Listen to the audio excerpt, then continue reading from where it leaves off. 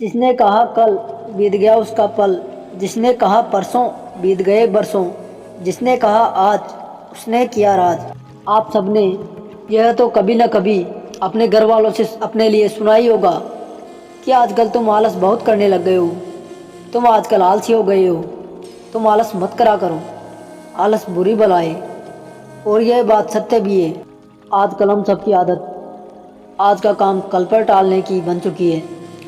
आप पढ़ने बैठते हो तो सोचते हो थोड़ा आराम करके फिर पढ़ाई करेंगे, 2 घंटे बाद पढ़ाई करेंगे, आज मन नहीं है कल पढ़ाई करेंगे। घर का कोई भी काम हो आज नहीं कल करेंगे। दोस्तों, आज का काम कल पर टालने की आपकी आदत आपको कहीं का नहीं छोड़ेगी। आज मैं आपको गुरु के एक आलसी शिष्य की कहानी सुनाता हूँ। मुझे पूरा विश्वास है इस कहानी को सुनने के बाद आप कभी भी आलस नहीं करोगे। वन में स्थित एक आश्रम में एक ज्ञानी साधु रहा करते थे। ज्ञान प्राप्ति की लालसा में दूर दूर से छात्र उनके पास आया करते थे और उनके सानिध्य में आश्रम में रहकर ही शिक्षा प्राप्त करते थे।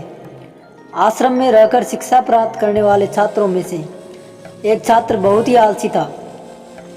उसे समय व्यर्थ गंवाने और आज का काम कल पर टालने की बुरी आदत थी। साधु को इस बात का ज्ञान था, इसलिए वे चाहते थे कि शिक्षा पूर्ण कर आश्रम से प्रस्थान करने के पूर्व वह छात्र आलस्य छोड़कर समय का महत्व समझ जाए।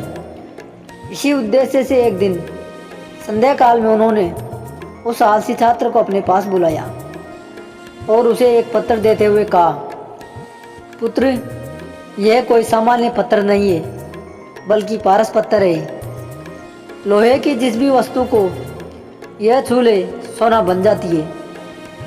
मैं तुमसे बहुत प्रसन्न हूँ, इसलिए 2 दिनों के लिए यह पारस पत्थर तुम्हें दे रहा हूँ। इन 2 दिनों में आश्रम में नहीं रहूँगा। मैं पड़ोसी गांव में रहने वाले अपने एक मित्र के घर जा रहा हूँ। जब वापस आऊँगा तब तुमसे यह पारस पत्थर ले लूँगा।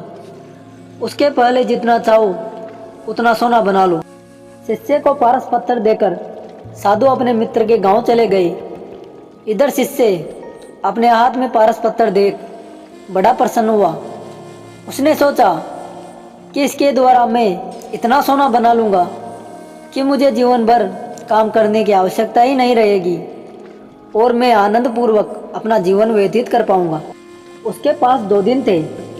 उसने सोचा कि अभी तो मेरे पास 2 दिन शेष है।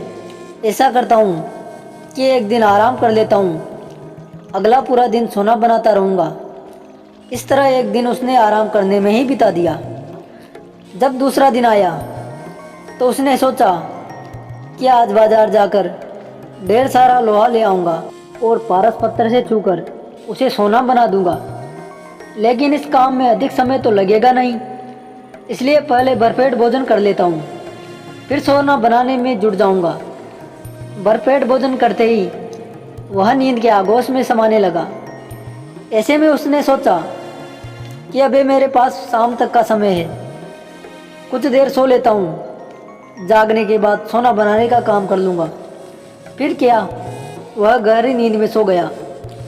जब उसकी नींद खुली तो सूर्य अस्त हो चुका था और 2 दिन का समय भी पूरा हो चुका था और साधु आश्रम लौट आए थे और उसके सामने खड़े थे।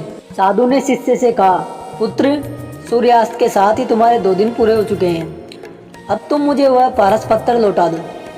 छात्र क्या करता, आलस के कारण उसने अपना अमूल्य समय व्यर्थ गवा दिया था और साथ ही धन कमाने का एक अवसर भी गवा दिया।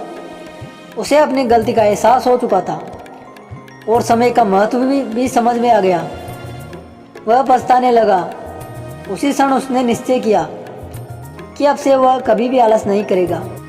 दोस्तों, अगर आप अपने जीवन में उन्नति करना चाहते हो तो आज का काम कल पर टालने की आदत छोड़ दो।